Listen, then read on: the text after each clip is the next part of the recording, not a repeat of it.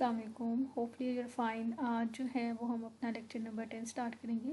इससे पहले अगर आपने प्रीवियस लेक्चर नहीं देखे हुए तो सिंपली यूट्यूब पे जाएं और वहाँ पे प्लेलिस्ट पे क्लिक करिएगा और वहाँ पे आपको बेसिकली 3 प्लेलिस्ट जो है वो मिल जाएंगी और कंप्यूटर साइंस पार्ट 2 के नाम से आपको प्लेलिस्ट इस जो है पार्ट 2 की जो है वो कंप्लीट मिल जाएगी। तो हम स्टार्ट करते हैं। आज के लेक्चर में हम जो है वो बेसिकली पढ़ेंगे कि वेरिएबल्स क्या होते हैं, वेरिएबल डिक्लेरेशन क्या होती है और वेरिएबल को कैसे इनिशियलाइजेशन करते हैं इसकी। तो सबसे पहले हम बात करते हैं कि व्हाट इज़ वेरिएबल।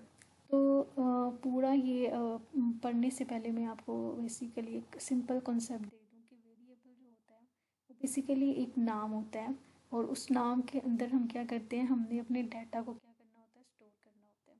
अब हम जो है वो थॉरली पढ़ लेते हैं एक दफ़ा। Variable is a name, memory location और memory cell. It is use to store program input data and its computational result during the execution. वही बात आ गई है कि वेरिएबल एक नाम होता है और इसके अंदर आपने क्या करना होता है, इसमें आपने जो आपका जो इनपुट डाटा होता है, यानी अगर आपने कोई भी प्रोग्राम चलाया उसके कोई भी आउटपुट आई है तो उसने आपने उस प्रोग्राम को स्टोर करवाना है। तो किस में करवाना है, किसी भी वेरिएबल के नाम में जो है वो आपने स्टोर करवाना है। A value of a variable में change during the execution of program. उसने कहा है कि जो वैल्यू होती है ना किसी भी वेरिएबल की, वो चेंज हो जाती है। अब इसका क्या मतलब है, अब आपको नहीं समझ आएगी अभी इस यहाँ पे कि वैल्यू क्या होती है। हम नेक्स्ट जब पूरा आप लेक्चर सुनेंगे ना आपको पता चल जाएगा कि वेरिएबल की वैल्यू बेसिकली क्या होती है। The name of variable can not be change, और ये बहुत इंपॉर्टेंट MCQ है, ये आपसे पूछा जा सकता है। The name of variable can B change, तो आपको पता होना चाहिए कि वेरिएबल का नाम हम कभी भी चेंज नहीं कर सकते। The variable are created in RAM. RAM is a temporary memory, that's why the data store in a variable is a temporary. इसने कहा कि वेरिएबल को हम जो है वो बेसिकली रैम में क्रिएट करते हैं और जब से पहले हमें पता है कि रैम जो है वो एक टेम्परेरी मेमोरी है। जैसे ही हम जो हमारा डाटा होता है ना, जो वेरिएबल में होता है वो टेम्परेरी स्टोर होता है। जब हमारा प्रोग्राम जो है वो एंड हो जाता है तो हमारा जो वेरिएबल जो होता है ना ऑटोमेटिकली रिमूव हो जाता है।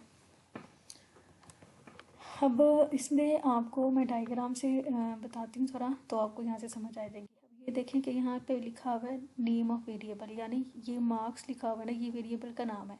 और वेरिएबल का नाम कुछ भी हो सकता है, वेरिएबल का नाम आपके नाम से भी हो सकता है। आप यहाँ पे ए भी लिख सकते हैं, आप यहाँ पे बी भी लिख सकते हैं, यहाँ पे आप अपने फादर का नाम भी लिख सकते हैं, मतलब कुछ भी आप लिख सकते हैं। ये नहीं है कि स्पेसिफिक अगर मार्क्स लिखा हुआ है तो हम मार्क्स लिखेंगे, यहाँ पे आपकी अपनी मर्ज़ी है, आप कोई भी नाम रख लें इधर। इसके बाद यहाँ है एड्रेस ऑफ वेरिएबल। अभी तो यहाँ पे सिर्फ एरो पे शो कर रहा है ना, यहाँ पे कुछ भी लिखा नहीं आ रहा, लेकिन अगर बॉक्स से पहले 101 हो तो ये मतलब होगा कि ये इसका एड्रेस है। और जो 20 है वो बेसिकली क्या है, ये वेरिएबल की वैल्यू है। और ये जो बड़ा बॉक्स है ये कंप्यूटर की मेमोरी है। और इसके बाद हम देख लेते हैं हमारा जो दूसरा टॉपिक था कि वेरिएबल डिक्लेरेशन क्या होती है। इसमें ये होता है कि हमने एक वेरिएबल का नेम लिखना होता है और इसकी टाइप बतानी होती है। तो वेरिएबल डिक्लेरेशन में यही चीज़ होती है। The process of specifying the variable name and its type is called variable declaration. A program can have many variables as needed. जो एक प्रोग्राम होता है उससे बहुत सारे वेरिएबल की जो है वो ज़रूरत होती है। Variable can be declare anywhere in the program before it use. और जो वेरिएबल होता है उससे हम कहीं भी जो है ना प्रोग्राम के किसी भी हिस्से में जो है वो उसे डिक्लेयर कर सकते हैं। और जब आपने एक दफ़ा जो वेरिएबल को डिक्लेयर कर दिया है तो आप उसकी जो डाटा टाइप है उसे चेंज नहीं कर सकते। अगर आपने इसकी डाटा टाइप इंटीजर रख दी है या फ्लोट रख दी है तो आप उसे जो है वो जब आपका प्रोग्राम रन हो रहा होगा तो आप उसे जो है वो चेंज नहीं कर सकते। अब देखें इसका सिंटैक्स देखें।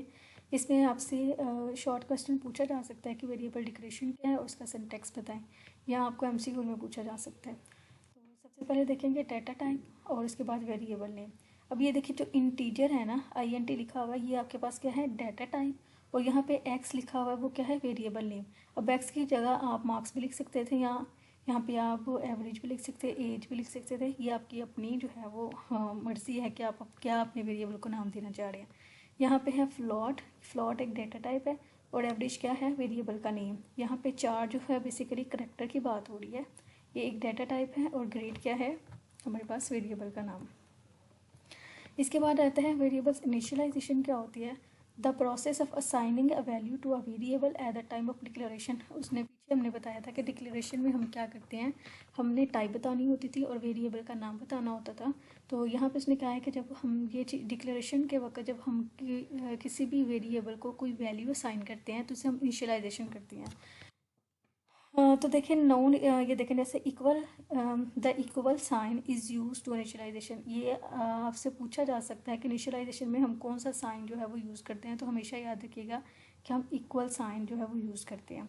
Variable name written in left hand side and the value written right hand side.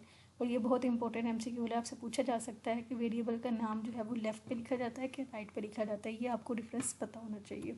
अब ये देखें, आपको यहाँ से सही समझ आ जाएगी। ये देखिए सिंटैक्स वही है, डेटा टाइप, वेरिएबल का नेम, यहाँ पे देखिए इंटीजर, ये क्या है, इंटीजर क्या है, हमारा डेटा टाइप है। एक्स जो है वो है हमारा वेरिएबल का नेम, और ये इज़ इक्वल, और 10 के बाद क्या है, हमारी इनिशियलाइजेशन, यानी हमने इसको 10 नंबर जो है ना वो इसे असाइन किया है, और इसके बाद हमने 5 नंबर जो है वो इसे असाइन किया हुआ है, और इसके बाद हमने ए जो है वो इसे असाइन कर दिया हुआ है। ये हमारे पास क्या है, ये हमारे पास इनिशियलाइजेशन है। होपफुली आपको जो है वो लेक्चर की समझ आई होगी। अगर आपको वीडियो अच्छी लगती है तो